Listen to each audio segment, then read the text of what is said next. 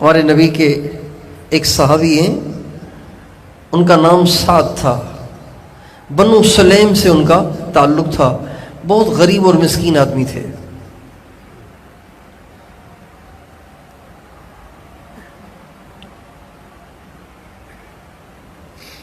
آپ علیہ السلام کی خدمت میں ایک دفعہ حاضر ہوئے،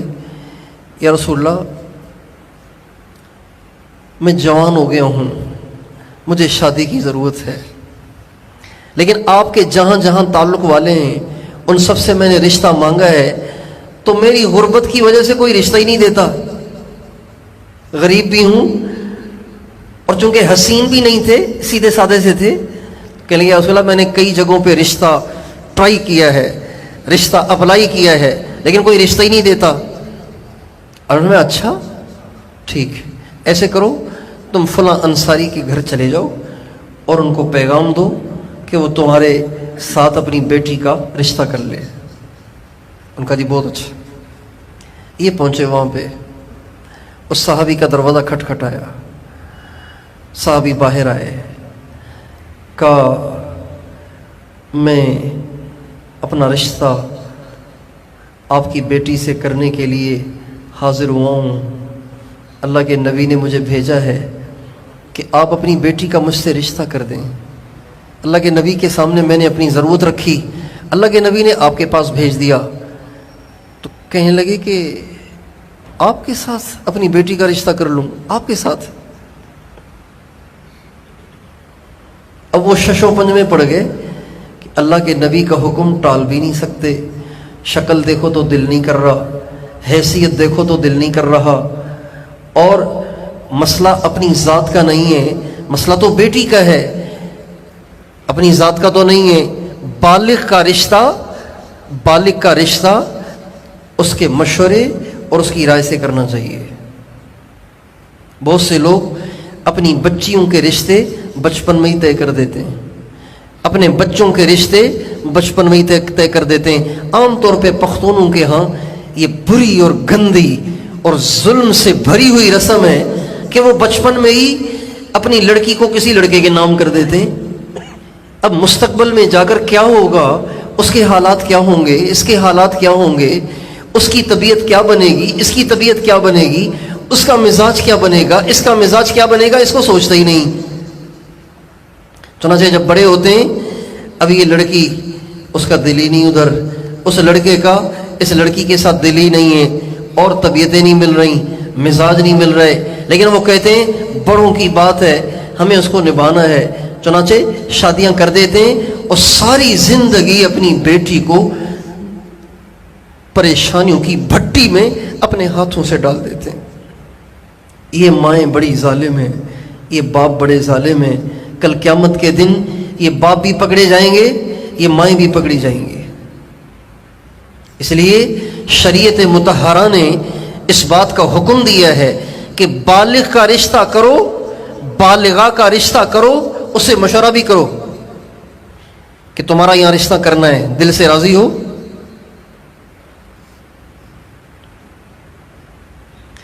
لیکن اس بات سے کوئی اپنی طرف سے استنباط نہ کرے کہ پسند کی شادی کرنا شریعت نے حکم دیا ہے، پسند کی شادی کا شریعت نے حکم دیا ہے، کوئی یہ غلط استنباط نہ کرے، اس لیے کہ پسند کی شادی کی بنیاد بد نظری ہوتی ہے، حرام کاری ہوتی ہے، نگاہوں کی بدماشی ہوتی ہے، اور جب نگاہوں کی بدماشی کے ساتھ رشتے طے ہوتے ہیں، حرام کاری کے ساتھ رشتے طے ہوتے ہیں، تو ان رشتوں میں برکت ہی نہیں ہوتی، اس لیے کہ رشتے کی بنیاد ہی بدماشی پر ہے، اللہ کی نافرمانی پر ہے۔ لیکن اتنی بات ضرور ہے کہ شریعت نے اس بات کا حکم دیا ہے کہ بالغ اور بالغہ کا رشتہ کیا جائے تو اس سے مشورہ ضرور کرنا چاہیے، زبردستی ہاں نہیں کروانی چاہیے کہ نہیں بس کرنا ہے، تم ہاں کرو تاکہ ہم دستخط کروائیں تم سے۔ تو باپ سوچ میں پڑ گئے کہ یہ سعد آ گیا ہے میری بیٹی کا رشتہ لینے کے لیے، اور بھیجا ہے اس کو اللہ کے نبی نے، انکار بھی نہیں کر سکتے اور ہاں بھی نہیں کر سکتے کہ مسئلہ میری ذات کا نہیں ہے، مسئلہ تو میری بیٹی کا ہے، وہ بھلا اس کالے پر کیسے راضی ہوگی، اس بدصورت پہ کیسے راضی ہوگی، اس مسکین پر کیسے راضی ہوگی؟ چنانچہ جب وہ شش و پنج میں پڑ گئے، ان کے چہرے پر تردد کے آثار نظر آئے تو حضرت سعد سلام کر کے وہاں سے اٹھ کے واپس آ گئے کہ چہرہ ہی بتا رہا ہے کہ راضی نہیں ہے تو زبردستی تو کر نہیں سکتے۔ لیکن جب حضرت سعد ان کے گھر سے نکلنے لگے تو ان کی بیٹی جو اندر تھی، چھوٹے چھوٹے گھر ہوتے تھے نا تو باہر کی آواز بھی اندر چلی جاتی تھی، تو ان کی بیٹی جلدی سے باہر آئی، کہنے لگی ابو یہ کون آئے تھے؟ کہا بیٹا سعد آئے تھے، بنو سلیم کے کالے سے ہیں، غریب سے ہیں، وہ آئے تھے تمہارا رشتہ لینے کے لیے اور کہہ رہے تھے اللہ کے نبی نے بھیجا ہے۔ تو میں تو پریشان ہو گیا اور میں تو سوچتا رہا، اتنے میں وہ اٹھ کے چلے گئے۔ تو حضرت اس صحابی کی بیٹی محترمہ کہنے لگی ابو آپ کیا سوچ رہے تھے؟ کہ بیٹی میں یہ سوچ رہا تھا کہ پتہ نہیں تو راضی ہوگی بھی کہ نہیں ہوگی اس بدصورت سے رشتہ کرنے کے لیے اور اس غریب سے رشتہ کرنے کے لیے۔ تو وہ کہنے لگیں النجا قبل ان یفضحک الوحی، ابو آپ جلدی جائیں اور جا کے اللہ کے نبی کو یہ خوشخبری سنائیں کہ جس کو آپ نے بھیجا ہے ہم اس سے رشتہ کرنے کے لیے تیار ہیں۔ ہم یہ نہیں دیکھیں گے کہ رشتہ کس سے کرنا ہے، ہم یہ دیکھیں گے کہ رشتے کا پیغام بھیجنے والا کون ہے۔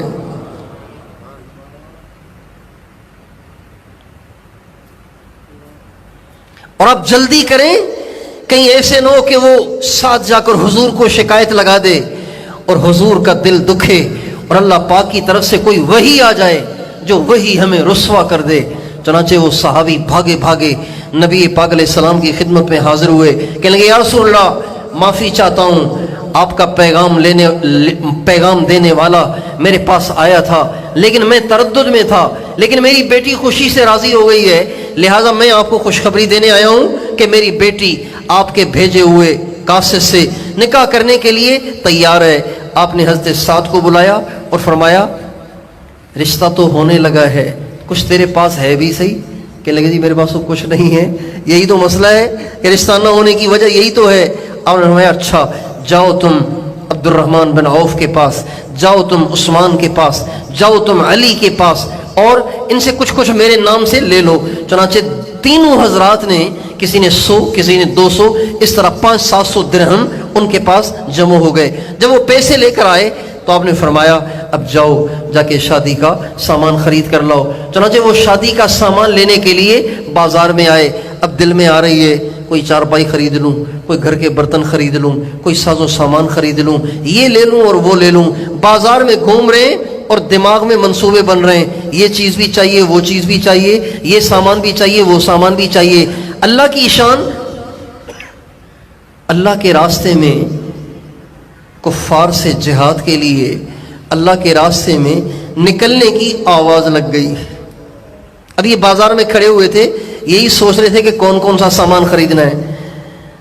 کہ ایک اعلان کرنے والے نے آ کے اعلان کیا یا خیل اللہ ارکبی،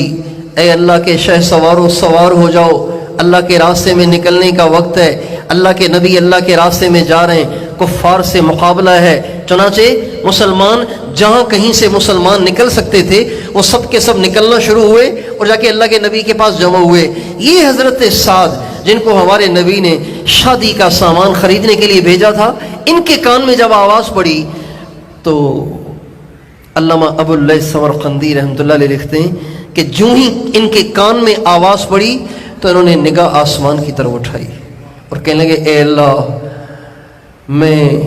آیا تو ہوں شادی کا سامان لینے کے لیے، آیا تو ہوں اپنی دلہن کے لیے سامان لینے کے لیے، اپنی شادی کا ساز و سامان لینے کے لیے، لیکن ادھر تیرے ایک بندے نے آ کے تیرے راستے میں جان کی بازی لگانے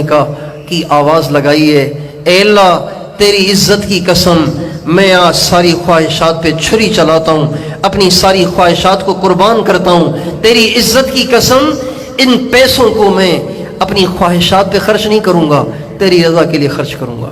چنانچہ انہی پیسوں سے گھوڑا خریدا، تلوار خریدی، ڈھال خریدی اور گھوڑے پہ سوار ہوئے،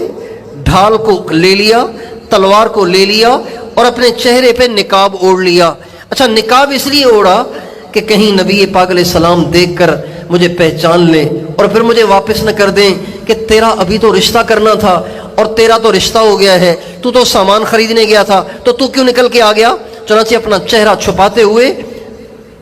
اپنے چہرے پہ نقاب اوڑے ہوئے وہ آ کے صفوں میں کھڑے ہو گئے. جب صفیں سیدھی ہونے لگیں تو سارے مسلمان جانے پہچانے تھے, ایک ان میں نقاب پوش کھڑا ہوا ہے, ایک ان میں نقاب پوش کھڑا ہوا ہے. تو آپس میں دائیں بائیں کے مسلمان کہنے لگے, یہ نقاب پوش کون آ گیا ہے بیچ میں؟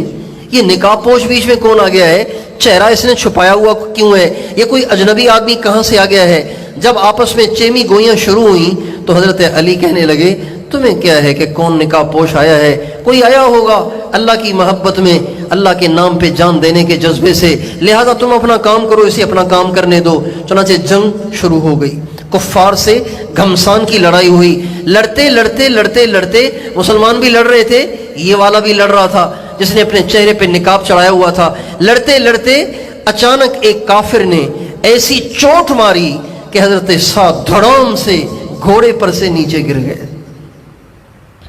جب گھوڑے پر سے نیچے گرے تو جو آدمی گر کر دوبارہ اٹھتا ہے تو وہ اپنی آستینیں چڑھاتا ہے,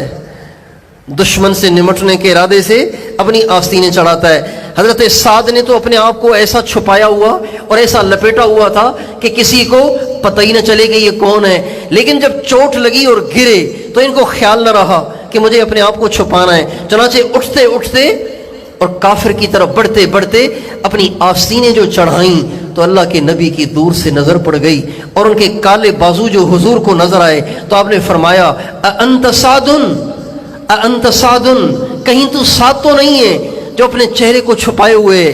اور اللہ کے راستے میں آیا ہوا ہے, کہیں تو سعد تو نہیں ہے؟ تو کہنے لگی اب تو چھپانے کا موقع ہی نہیں رہا. کہنے لگا, بے ابی انت و امی یا رسول اللہ انا سعد, میری ماں میرا باپ آپ پہ قربان ہو جائیں, اللہ کے رسول میں وہی سعد ہوں جس کو آپ چھوڑ آئے تھے. آپ نے فرمایا, وجبت وجبت, سعد جنت تیرے لیے واجب ہو گئی, واجب ہو گئی, واجب ہو گئی. جب یوں کہا تو حضرت سعد کہنے لگے, جب واجب ہی ہو گئی ہے تو پھر دیر کس بات کی؟ چنانچہ انہوں نے تلوار کو اٹھایا اور کفار کے مجمع میں گھسے اور لڑتے لڑتے شہید ہو گئے. جب شہید ہو کر زمین پہ گرے تو آپ علیہ السلام کو کسی نے بتایا, یا رسول اللہ وہ سعد تو شہید ہو گیا جس نے بھی دولہا بننا تھا. آپ علیہ السلام بھاگے بھاگے آئے, حضرت سعد کے سر کو اٹھا کے اپنی گود میں رکھا اور اس کے چہرے کو دیکھ کے آپ کی آنکھ سے آنسو بہنے لگے, آپ رونے لگے, پھر آپ مسکرانے لگے. پھر اس کے بعد آپ نے اپنا چہرہ موڑ لیا اور آپ ان کے چہرے سے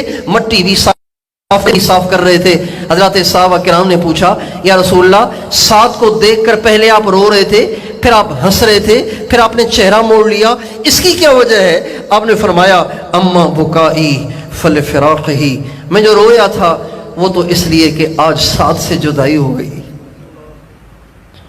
میرا جان نثار ساتھی چلا گیا, اس لیے میں رو رہا تھا. اور جو میں ہنسا تو میں سعد کے درجات دیکھ رہا تھا کہ کتنا بڑا درجہ اللہ تعالیٰ نے اس کو دیا ہے, اور میں نے جو منہ موڑ لیا وہ اس لیے کہ رأیت اثنتین من الحور العین تتنازعان فی جبتہ, میں نے جنت کی 2 حوروں کو دیکھا جو سعد کی طرف بھاگی چلی آ رہی ہیں اور تیزی سے دوڑ رہی ہیں اور اس کے جبے کو پکڑ کر اس کے ساتھ جنت میں جانے کے لیے تیار ہیں, اور اتنی تیزی سے دوڑ رہی تھیں کہ ان کی پنڈلیوں سے جبہ اٹھ رہا تھا, کپڑا ہٹ رہا تھا. تو شرم کے مارے میں نے اپنے چہرے کو ان سے پھیر لیا.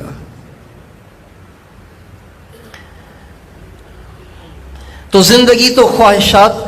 کے ساتھ گزاری جائے تو بھی گزر جاتی ہے, اور زندگی کو اللہ کی مان کر نبی کریم صلی اللہ علیہ وسلم کی سنت کے مطابق اپنے آپ کو برائی سے بچاتے ہوئے, گناہوں سے بچاتے ہوئے گزاری جائے تو بھی گزر جاتی ہے.